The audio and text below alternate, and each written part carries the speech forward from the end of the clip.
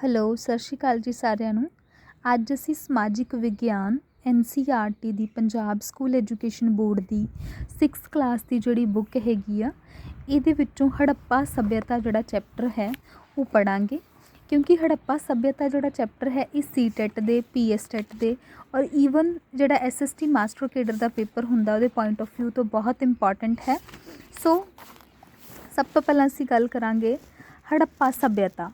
ਲਗਭਗ 7000 ਸਾਲ ਪਹਿਲਾਂ ਭਾਰਤੀ ਉਪ ਮਹਾਂਦੀਪ ਦੇ ਉੱਤਰੀ ਪੱਛਮੀ ਭਾਗ ਵਿੱਚ ਇੱਕ ਮਹਾਨ ਸ਼ਹਿਰੀ ਸੱਭਿਅਤਾ ਦਾ ਜਨਮ ਹੋਇਆ ਔਰ ਇਹ ਜਿਹੜੀ ਹੈ ਲਗਭਗ ਸਿੰਧ ਨਦੀ ਤੋਂ ਲੈ ਕੇ ਪ੍ਰਾਚੀਨ ਸਰਸਵਤੀ ਨਦੀ, ਜਿੱਥੇ ਕਿ ਸਰਸਵਤੀ ਹੁਣ ਸੁੱਕ ਗਈ ਹੈ, ਉੱਥੇ ਹੁਣ ਘੱਗਰ ਨਦੀ ਹੈ, ਇੱਥੋਂ ਤੱਕ ਜਿਹੜਾ ਸੀਗਾ ਇਹ ਮਤਲਬ ਫੈਲੀ ਹੋਈ ਸੀ। ਇਹਦੇ ਵਿੱਚ ਪਾਕਿਸਤਾਨ ਵਾਲਾ ਏਰੀਆ, ਪੰਜਾਬ ਦਾ ਏਰੀਆ, ਹਰਿਆਣਾ, ਰਾਜਸਥਾਨ, ਗੁਜਰਾਤ, ਪੱਛਮ ਉੱਤਰੀ ਪ੍ਰਦੇਸ਼ ਦੇ ਕੁਝ ਹਿੱਸੇ ਅਤੇ ਅਫਗਾਨਿਸਤਾਨ ਜਿਹੜਾ ਸੀਗਾ ਸ਼ਾਮਿਲ ਸੀਗਾ।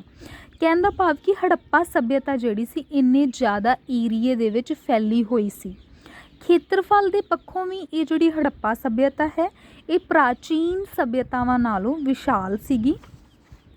ਔਰ ਇਹ ਜਿਹੜੀ ਸੱਭਿਅਤਾ ਹੈਗੀ ਆ, ਇਹਦੀ ਜੇ ਆਪਾਂ ਗੱਲ ਕਰਦੇ ਹਾਂ ਤਾਂ ਇਹ ਸੱਭਿਅਤਾ ਨੂੰ ਆਪਾਂ ਕਈ ਨਾਵਾਂ ਦੇ ਨਾਲ ਜਾਣਦੇ ਹਾਂ। ਇਹਨੂੰ ਆਪਾਂ ਸਿੰਧ ਘਾਟੀ ਸੱਭਿਅਤਾ ਵੀ ਕਹਿੰਦੇ ਹਾਂ, ਬਿਕਾਜ਼ ਇਹ ਸਿੰਧ ਨਦੀ ਦੇ ਕਿਨਾਰੇ 'ਤੇ ਸੀਗੀ।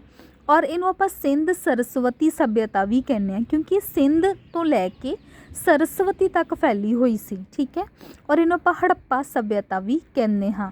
ਲਗਭਗ 3000 ਈਸਵੀ ਪੂਰਵ ਵਿੱਚ ਇਹ ਸੱਭਿਅਤਾ ਉੱਨਤੀ ਦੇ ਬਿਲਕੁਲ ਸਿਖਰ 'ਤੇ ਸੀ, ਬਿਲਕੁਲ ਟਾਪ 'ਤੇ ਸੀਗੀ।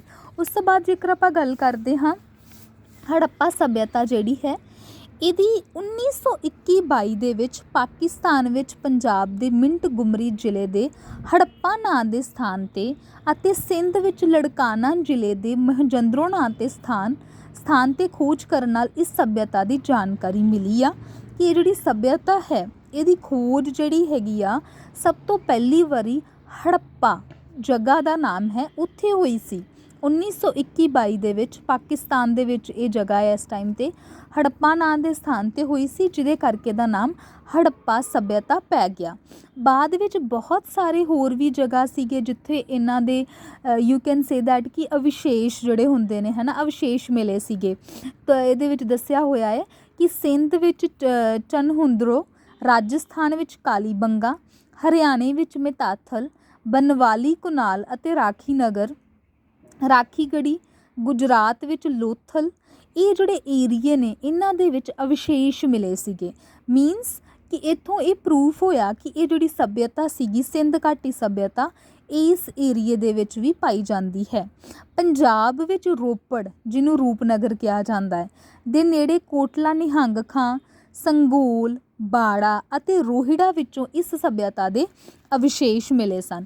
ਜੇਕਰ ਆਪਾਂ ਪੰਜਾਬ ਵਿੱਚ ਹੜੱਪਾ ਸੱਭਿਅਤਾ ਦੀ ਗੱਲ ਕਰਦੇ ਹਾਂ ਤੇ ਕਹਿੰਦੇ ਆ ਕਿ ਸੰਗੋਲ ਜਿਹੜਾ ਏਰੀਆ ਹੈ ਇਹਦੀ ਜਿਹੜੀ ਸੰਗੋਲ ਦੇ ਵਿੱਚ ਵੀ ਅਵਿਸ਼ੇਸ਼ ਮਿਲੇ ਨੇ ਹੜੱਪਾ ਸੱਭਿਅਤਾ ਦੇ।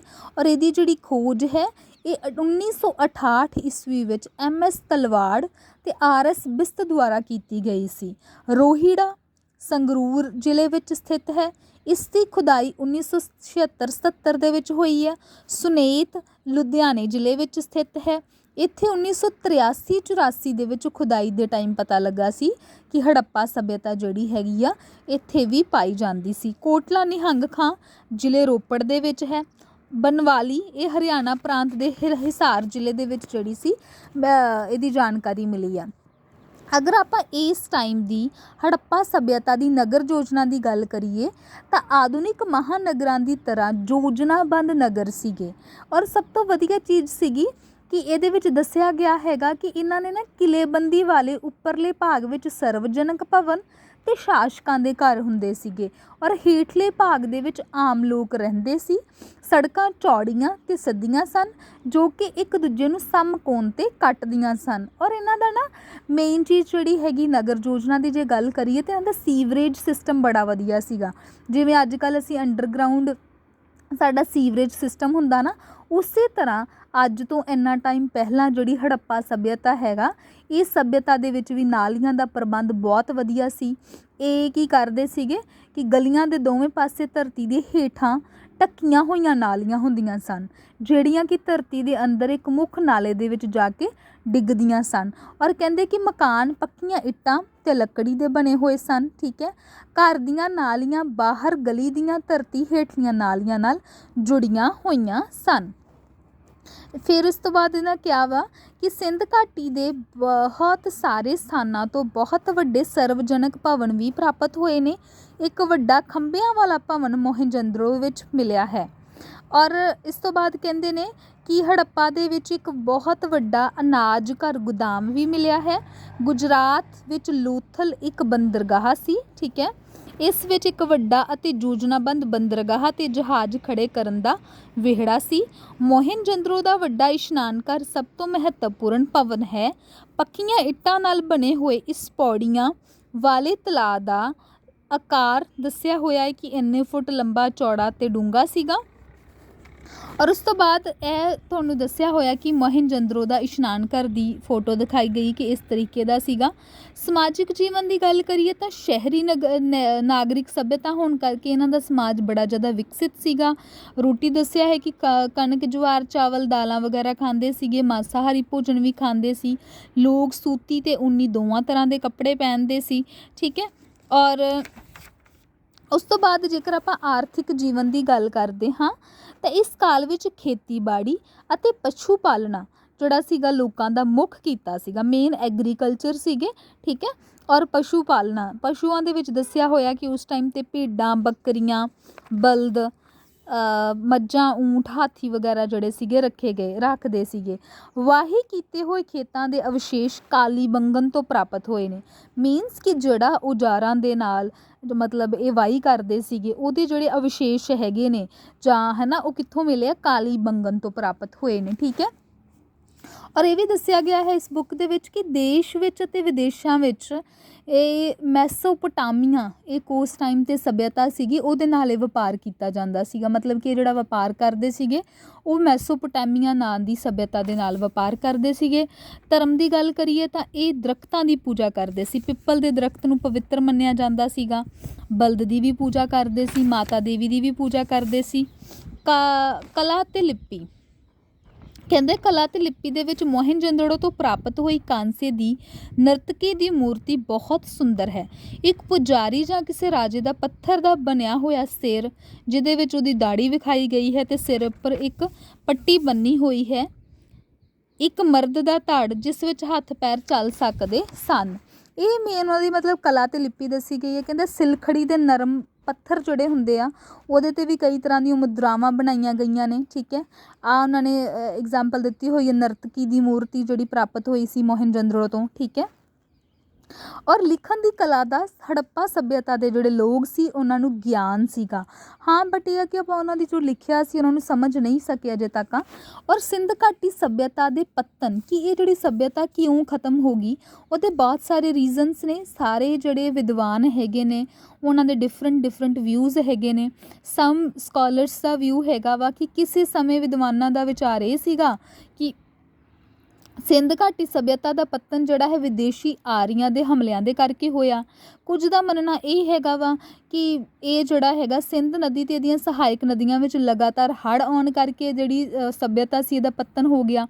ਔਰ ਕੁਝ ਇਹ ਮੰਨਦੇ ਨੇ ਕਿ ਸਰਸਵਤੀ ਨਦੀ ਦੇ ਸੁੱਕ ਜਾਣ ਨਾਲ ਲੋਕਾਂ ਨੂੰ ਪੂਰਬ ਵੱਲ ਜਾਣਾ ਪੈ ਗਿਆ, ਤਾਂ ਕਰਕੇ ਇਹਦਾ ਮਤਲਬ ਅੰਤ ਹੋ ਗਿਆ। ਔਰ 1500 ਈਸਵੀ ਪੂਰਵ ਦੇ ਲਗਭਗ ਇਸ ਸੱਭਿਅਤਾ ਦਾ ਪਤਨ ਹੋ ਗਿਆ। ਇਸ ਤੋਂ ਬਾਅਦ ਕੁਛ ਮੈਂ ਇੰਪੋਰਟੈਂਟ ਪੁਆਇੰਟ ਸੀਗੇ ਕਿਸੇ ਹੋਰ ਬੁੱਕ ਨੂੰ ਫੋਲੋ ਕੀਤਾ ਸੀਗਾ ਉਹਦੇ ਤੋਂ ਲੱਭੇ ਸੀਗੇ ਕਿ ਸਭ ਤੋਂ ਪਹਿਲਾਂ ਚਾਰਲਸ ਮੈਸਨ ਨੇ 1826 ਵਿੱਚ ਹੜੱਪਾ ਨਾਮਕ ਸਥਾਨ 'ਤੇ ਇੱਕ ਪ੍ਰਾਚੀਨ ਸੱਭਿਅਤਾ ਹੋਣ ਦੀ ਜਾਣਕਾਰੀ ਦਿੱਤੀ।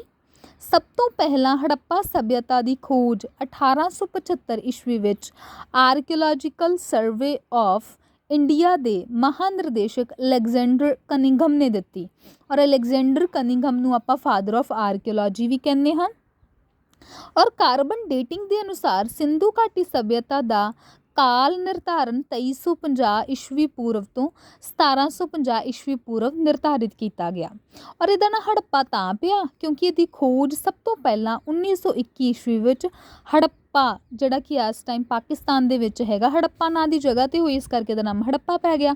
ਔਰ ਹੜੱਪਾ ਸੱਭਿਅਤਾ ਦਾ ਸੰਪੂਰਨ ਖੇਤਰ ਤ੍ਰਿਭੁਜਾਕਾਰ ਦਾ ਹੈ ਔਰ ਇਹਦਾ ਟੋਟਲ ਏਰੀਆ ਜਿਹੜਾ ਹੈ 12,99,600 ਸਕੁਅਰ ਕਿਲੋਮੀਟਰ ਹੈ।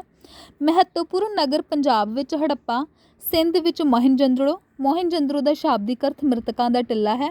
ਇਹ ਕੁਐਸਚਨ ਮੇਰਾ ਖਿਆਲ SST ਮਾਸਟਰ ਕੇਡਰ 'ਚ ਆਇਆ ਵੀ ਹੋਇਆ ਸੀਗਾ ਕਿ ਇਹ ਜਿਹੜਾ ਸ਼ਬਦ ਹੈਗਾ ਮੋਹਿੰਜੋਦੜੋ, ਇਹਦਾ ਜਿਹੜਾ ਹੈਗਾ ਵਾ ਸ਼ਾਬਦਿਕ ਅਰਥ ਕੀ ਹੈ, ਮ੍ਰਿਤਕਾਂ ਦਾ ਟਿੱਲਾ। ਅਤੇ ਇਹ ਦੋਨੋਂ ਹੀ ਜਿਹੜੇ ਹੈਗੇ ਨੇ, ਜਿੱਦਾਂ ਇਹ ਜਿਹੜੇ ਏਰੀਆ ਹੈਗੇ ਹੜੱਪਾ ਵਾਲਾ ਏਰੀਆ ਔਰ ਮੋਹਿੰਜੋਦੜੋ, ਇਹ ਦੋਨੋਂ ਇਸ ਟਾਈਮ 'ਤੇ ਪਾਕਿਸਤਾਨ ਵਿੱਚ ਹਨ। ਸੋ ਇਹਦੇ ਵਿੱਚ ਮੈਂ ਤੁਹਾਨੂੰ ਜਿਹੜਾ ਹੜੱਪਾ ਸੱਭਿਅਤਾ ਵਾਲਾ ਚੈਪਟਰ ਸੀਗਾ ਉਹਦਾ ਪ੍ਰੋਪਰ ਰਿਵਿਊ ਦੇਣ ਦੀ ਕੋਸ਼ਿਸ਼ ਕੀਤੀ ਆ, ਸੋ ਦੈਟ ਕਿ ਇਹਦੇ ਵਿੱਚ ਇੰਪੋਰਟੈਂਟ ਜਿਹੜੇ ਪੁਆਇੰਟ ਸੀਗੇ ਤੁਸੀਂ ਇਹਨਾਂ ਦੇ ਨੋਟਸ ਤਿਆਰ ਕਰ ਸਕਦੇ ਆ ਔਰ ਉਸ ਤੋਂ ਬਾਅਦ ਇਹਨਾਂ ਨੋਟਸ ਤੋਂ ਤੁਸੀਂ ਆਪਣੀ ਜਿਹੜੀ ਹੈਗੀ ਆ ਤਿਆਰੀ ਕਰ ਸਕਦੇ। ਇੰਪੋਰਟੈਂਟ ਪੁਆਇੰਟਸ ਦੇ ਨੋਟਸ ਬਣਾ ਲਿਓ। ਔਰ ਇਹ NCERT ਦੀ ਬੁੱਕ ਹੈਗੀ ਆ 6th ਕਲਾਸ ਦੀ, ਜਿਹਦੇ ਵਿੱਚੋਂ ਮੈਂ ਕੰਟੈਂਟ ਉਠਾਇਆ ਵਾ ਔਰ ਕਾਈਂਡਲੀ ਤੁਸੀਂ ਨੋਟਸ ਬਣਾ ਲਿਓ। ਬੜਾ ਇੰਪੋਰਟੈਂਟ ਟੌਪਿਕ ਹੈਗਾ। ਜਿਹੜੇ ਬੱਚੇ SST ਮਾਸਟਰ ਕੇਡਰ ਦੀ ਪ੍ਰੈਪਰੇਸ਼ਨ ਕਰ ਰਹੇ ਆ ਜਾਂ CTET SST ਦੀ ਔਰ PSTET SST ਦੀ ਪ੍ਰੈਪਰੇਸ਼ਨ ਕਰ ਰਹੇ ਆ ਔਰ ਈਵਨ ETT ਸੈਕਿੰਡ ਪੇਪਰ ਦੇ ਵਿੱਚ ਵੀ SST ਜਿਹੜਾ ਹੈਗਾ ਪਾਰਟ ਹੈਗਾ, ਜਿਹੜੇ ਬੱਚੇ ਇਹਨਾਂ ਪੇਪਰਸ ਦੀ ਤਿਆਰੀ ਕਰ ਰਹੇ ਆ ਉਹ ਇਸ ਚੈਪਟਰ ਨੂੰ ਜਾਂ ਇਸ ਵਾਲੀ ਵੀਡੀਓ ਤੋਂ ਇੰਪੋਰਟੈਂਟ ਪੁਆਇੰਟਸ ਦੇ ਨੋਟਸ ਤਿਆਰ ਕਰ ਸਕਦੇ ਆ। Kindly like, subscribe and share my channel. Thank you.